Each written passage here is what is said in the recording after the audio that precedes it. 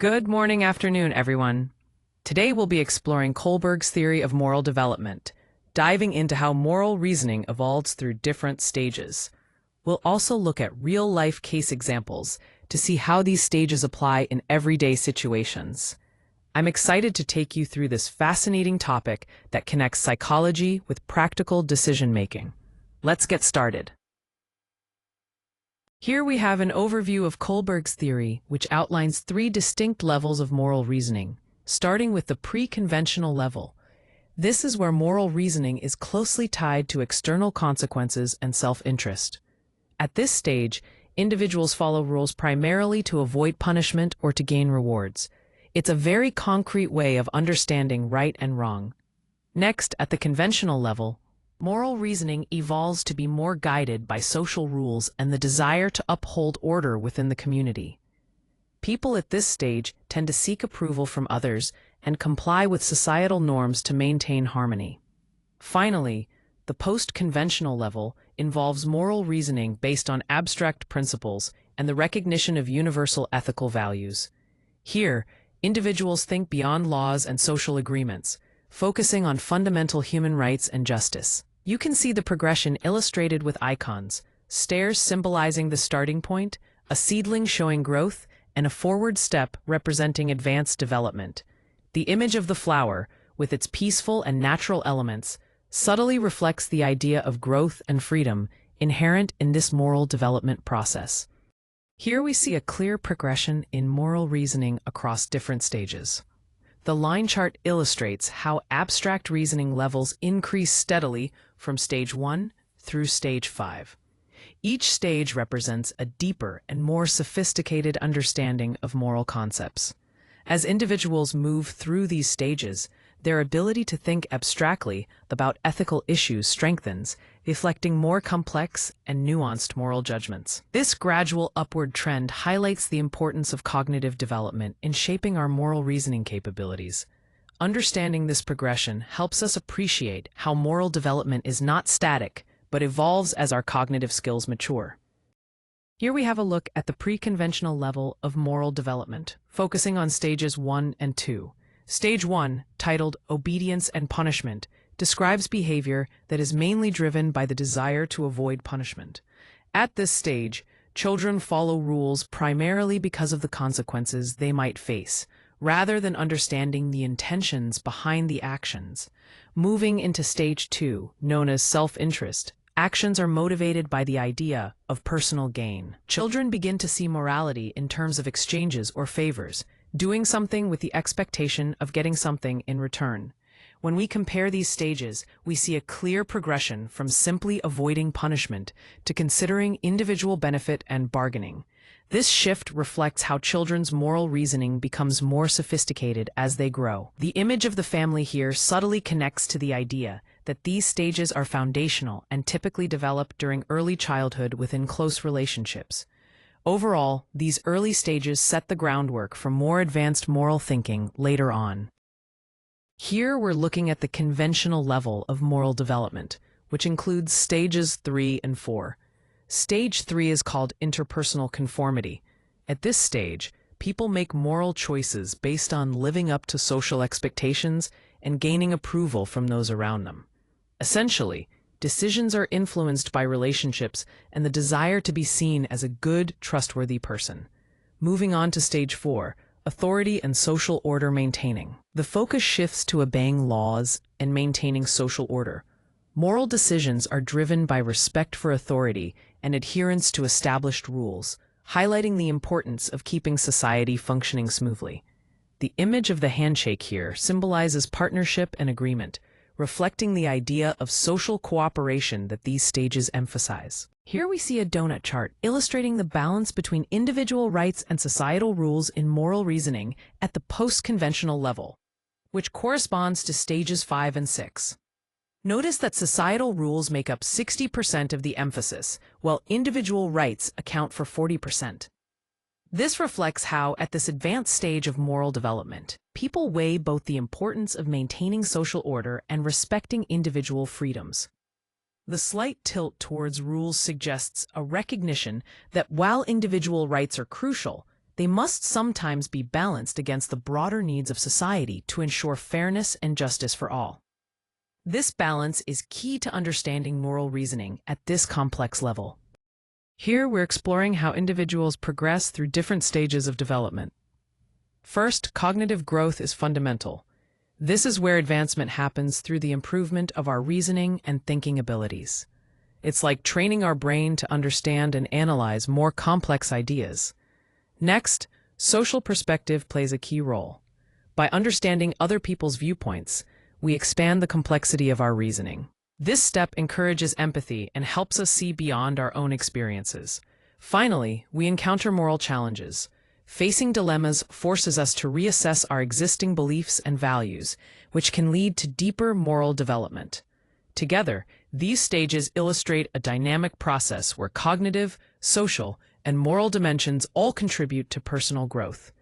The image of students studying highlights how learning environments support this progression. Or are they considering broader principles like fairness and integrity? This example helps us explore how individuals navigate complex ethical decisions in real-life settings.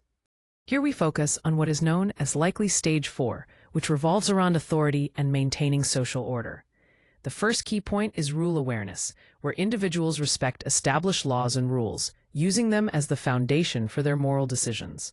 This respect for rules helps ensure consistency and fairness in society.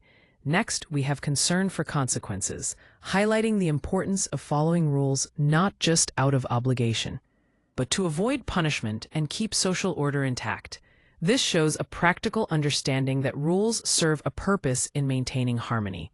Finally, sense of duty reflects a personal commitment to fulfill obligations and responsibilities towards society. This instinct to uphold one's duties reinforces the collective well-being and supports the larger social structure. Together, these elements emphasize a strong alignment with authority and social order as guiding principles. Here we have a scenario that really puts us at the crossroads of ethics and law. Imagine someone contemplating breaking into a pharmacy to get medication for a dying relative. It's a powerful example of a moral dilemma, where the individual must weigh the importance of following the law against the desperate need to save a life.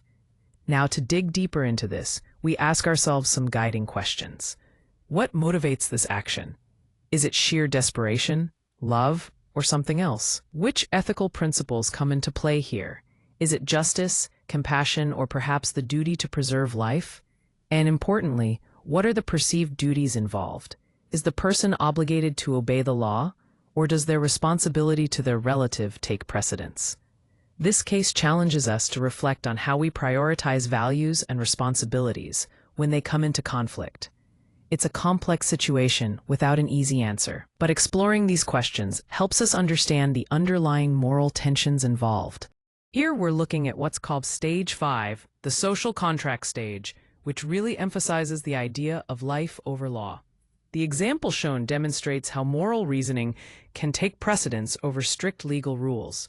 In situations where saving a life is at stake, individuals may choose to prioritize ethical values, even if it means bending or challenging the law. The balance scale icon represents this careful weighing of principles, highlighting the importance of fairness and justice in making these tough decisions. This stage reflects a deeper understanding that laws serve society, but can sometimes be reconsidered when higher moral obligations come into play.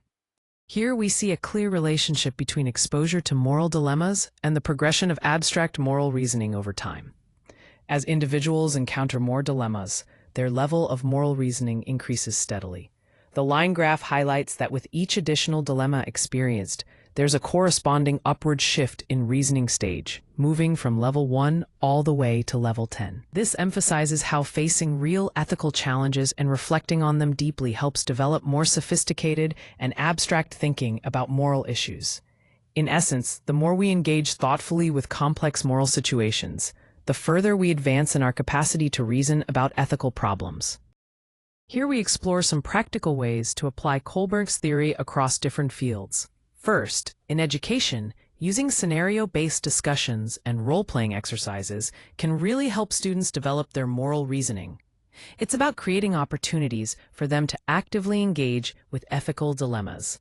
Moving to the clinical and counseling setting, reflective questioning is key. It encourages clients to deeply explore their own values and the ethical choices they face, fostering greater self-awareness. Finally, in organizational ethics training, involving participants in dilemmas and policy debates sharpens their ethical awareness in real-world contexts. These approaches, supported by Kohlberg's framework, offer valuable strategies for promoting ethical development in various professional environments. Here we have the key criticisms outlined clearly. First, cultural bias is a major issue. The theory was mainly developed using Western samples, which means it may not fully apply to other cultures. This limits its universality and how we understand moral development globally. Next, there's the challenge of reasoning versus behavior. While the theory emphasizes moral reasoning, it doesn't consistently predict how people actually behave, highlighting a gap between thought and action. Lastly, measurement and stage rigidity pose significant difficulties. It's hard to measure stages accurately, and moral development isn't always a straightforward process. People's moral growth can be fluid and context-dependent, which this model struggles to capture. These points are crucial when considering the theory's strengths and limitations.